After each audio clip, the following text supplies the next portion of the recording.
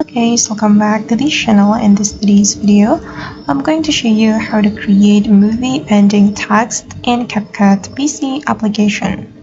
Okay, let's get into it. Here I have created a project in my CapCut PC, and here I have added a black background to my project. You can import your background first. You can import it from your device, or you can also access background from the CapCut library.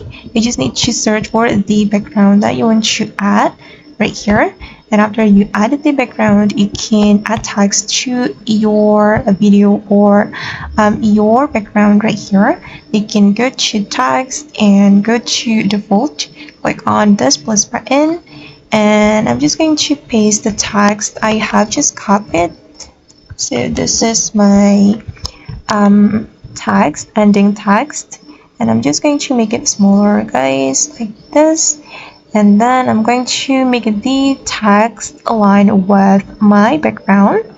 And if we want to create the movement, we can use the keyframe feature. We can put the keyframe feature on this text. You just need to go to text right here, and then you have to find the keyframe button. So this is the keyframe button, guys, and I'm going to add the keyframe for the position and size. I'm going to add for the position. For the start position, I'm just going to drag it down like this and make it disappear or out of frame. Okay, and just click on the keyframe.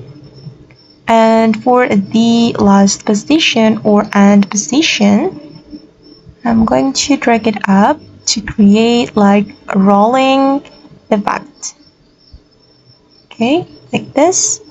And now it's done, guys, and now let's just take a look at the final result.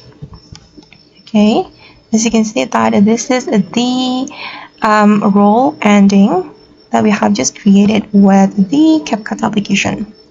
Alright guys, and that's how we can create movie ending text in CapCut PC. I hope this tutorial will be useful for you. Thank you so much for watching, and see you in the next video.